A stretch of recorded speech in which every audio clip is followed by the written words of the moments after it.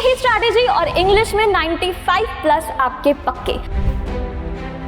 सिर्फ समरी के भरोसे बैठोगे ना तो नहीं होगा। आपको भी पता है, अभी तक आपने इंग्लिश के इतने सारे एग्जाम्स दिए हैं। पेन भी वही होगा, पेपर भी वही होगा और टाइम भी उतना ही मिलेगा जितने बाकी बच्चों को मिलेगा। पास्ट को आप चेंज कर ही नहीं सकते हो, लेकिन प्रेजेंट आपका अभी आपके हाथ में है।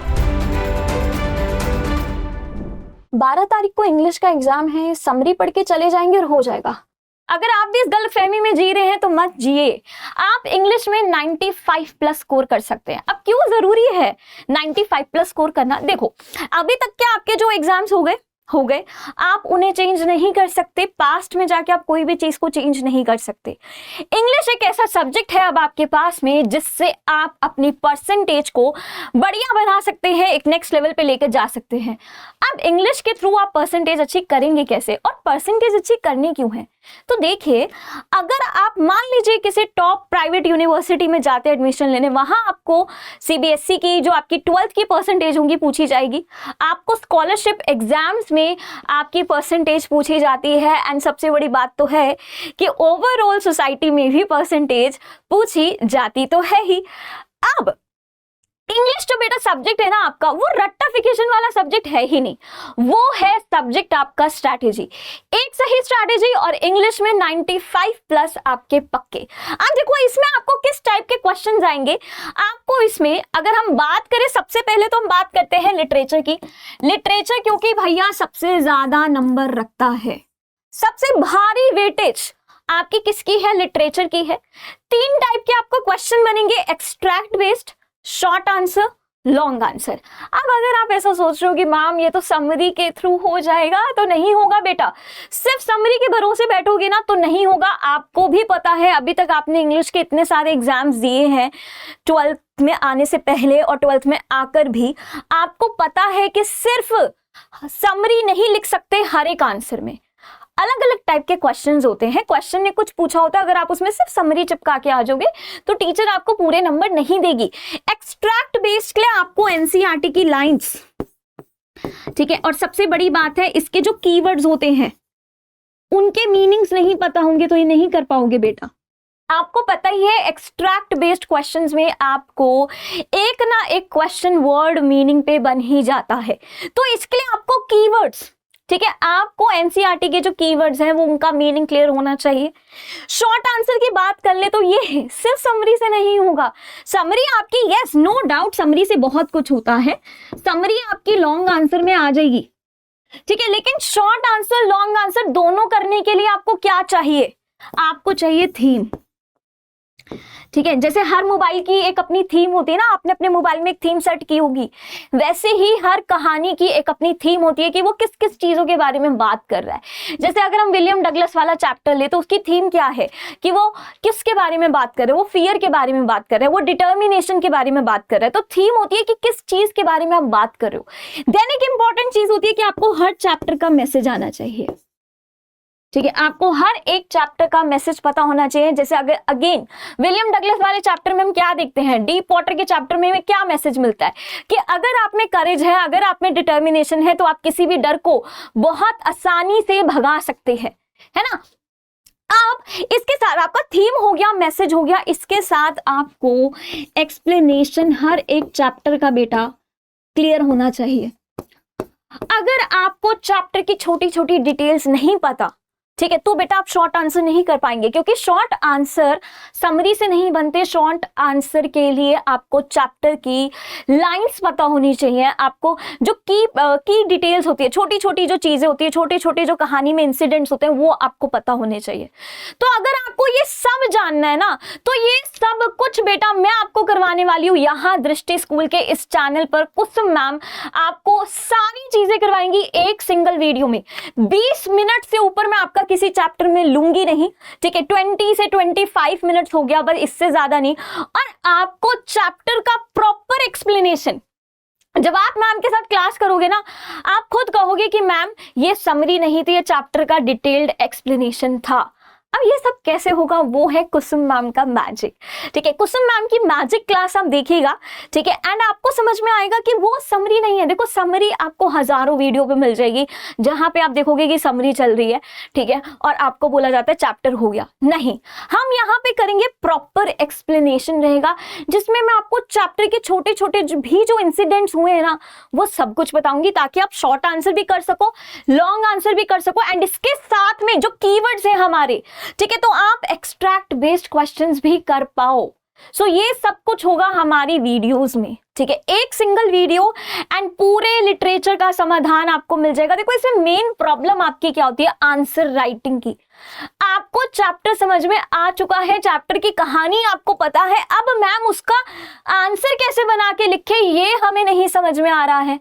तो ये आंसर कैसे बनाना है ना, क्या लाइनें उसमें डालनी है, क्या लाइंस आपको उसमें लिखनी है, ये सब कुछ आपको सिखाया जाएगा एक सिंगल वीडियो में, जहां पर मैं आपको प्रॉपर बताऊंगी कि बेटा ये क्वेश्चन बनेगा, इसका आंसर ये लिखना है। आपको इस तरीके की छोटी छोटी लाइंस दूंगी जो आपको याद करने में इजी रहेगी। ठीक है, तो देखो चैप्टर आप समझ चुके हैं, वो आपको भी पता है। अभी मैं आपसे पूछूं किसी चैप्टर की कहानी, आप मुझे से चुटकियों में बता दोगे, इतना तो मुझे पता है। लेकिन वही अगर मैं आपको बोलूं कि बेटा इसको लिख डालो, ठीक है, वहां पे आप अटक जाएंगे कि मैम ये सेंटेंसेस कैसे बनेंगे, और मैम हमें एक से ज्यादा सेंटेंस नहीं आ रहा है, इसको 5 नंबर में 6 नंबर में कैसे खींचे वो नहीं समझ में आ रहा है ना। तो ये सब कुछ कैसे करना है वो आपको मिलेगा कुसुम मैम की मैराथन क्लास में, जो कि हम लेके आएंगे वेरी सून। ठीक है, अब इसके बाद राइटिंग स्किल्स की बात करते हैं। राइटिंग स्किल्स में क्या है, आपका notice, article, report, invitation, editorial letter, job application, biodata, syllabus आप सबको पता है। इसको करने का एक रामबाण सॉल्यूशन क्या है आपका बेटा, फिक्स्ड लाइंस। अब देखो बेटा ये जो होती है ना, ये आपको कितने नंबर का आएगा, 18 नंबर का आएगा। ठीक है, और मैं आपको बता दूं ये 18 नंबर आपके बिल्कुल फ्री के नंबर है, जो आप ले सकते हैं, आपकी झोली में होंगे ये 18 नंबर बिल्कुल फ्री के, बिल्कुल फ्री के। क्यों? क्योंकि इसमें फिक्स्ड लाइंस होती है। आप जॉब एप्लीकेशन उठा लो, जॉब एप्लीकेशन में अपना इंट्रोडक्शन, ठीक है, और आपका जो स्किल्स वगैरह कैसे लिखनी है, बायोडेटा किस तरीके से बनाना है, ये आपका ऑलमोस्ट सेम जाता है। बस क्वेश्चन के अकॉर्डिंग आपको पोस्ट वगैरह, ठीक है, एक्सपीरियंस वगैरह चेंज करना होता है, वो क्वेश्चन में दिया होता है। ठीक है, ऐसे ही आप इनविटेशन को देख लो, किसी को इनवाइट करना है, किसी का इनविटेशन रिफ्यूज करना है, किसी का इनविटेशन एक्सेप्ट करना है, कॉमन लाइंस है, कॉमन लाइंस है, जस्ट आपको अपनी ओकेजन चेंज करनी है। ठीक है, अब रिपोर्ट में बच्चों को बहुत दिक्कत आती है कि रिपोर्ट राइटिंग ये सब कुछ कैसे करना है, तो इसके प्रॉपर मैं आपको सिर्फ फॉर्मेट नहीं बताने वाली, मैं आपको प्रॉपर डिटेल्ड सॉल्यूशन दूंगी, जिससे आपको एकदम क्लियर हो जाएगा कि ये सारे टॉपिक्स आपको कैसे करने हैं। तो ये अगेन आपको कुसुम मैम अपनी मैजिक क्लास से करवाएंगी, एक ऐसी मैजिक क्लास जिसके थ्रू, ठीक है, आपका ये पूरा टॉपिक क्लियर हो जाएगा। फिक्स्ड लाइंस आपको मिलेगी यहां से, प्रॉपर आपको जो सीबीएसई का फॉर्मेट है वो भी एकदम लेटेस्ट सीबीएसई का फॉर्मेट, जो सीबीएसई कहता है आप यूज कीजिए, वो फॉर्मेट आपको यहां पर मिलेगा कुसुम मैम की मैजिक क्लास में। ठीक है, अच्छा, नेक्स्ट आपका आता है रीडिंग स्किल्स।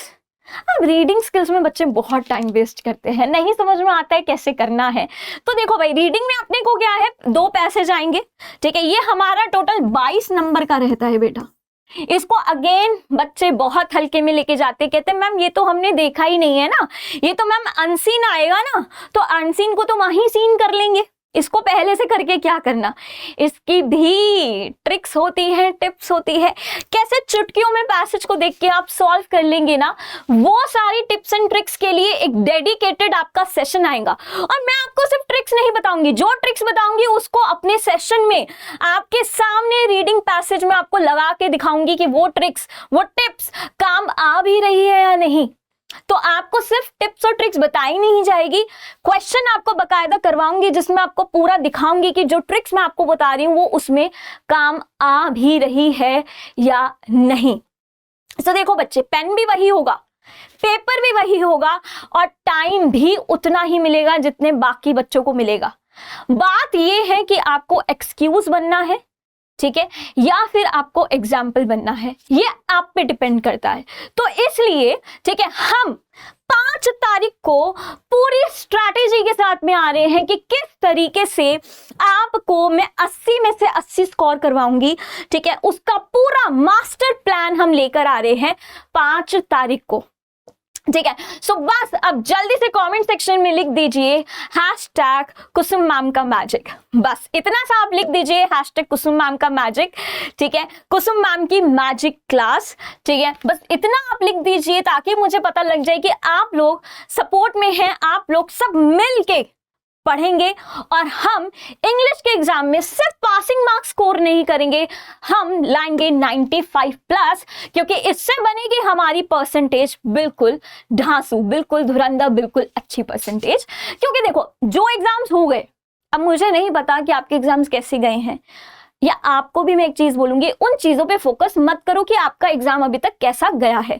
मैं आपको एक चीज बोलूंगी कि बेटा अब आपके पास इंग्लिश का एग्जाम बचा है ना, तो उस पे फोकस कीजिए।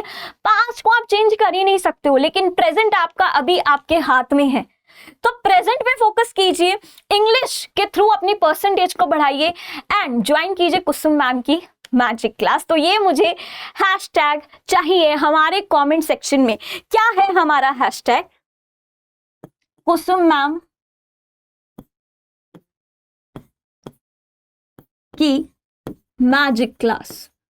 बस इतना सा मुझे आप लोगों से चाहिए। ठीक है, इतना सा मुझे चाहिए hashtag. Please show some love. हम ज्यादा से ज्यादा बच्चों तक रीच करेंगे, ज्यादा से ज्यादा बच्चों तक पहुंचेंगे, ताकि हमारे ज्यादा से ज्यादा बच्चों को जितनों तक हम पहुंच सकते हैं उन सबके 95 प्लस आए। तो मिलते हैं नेक्स्ट वीडियो में 5 तारीख को पूरी स्ट्रैटेजी के साथ में।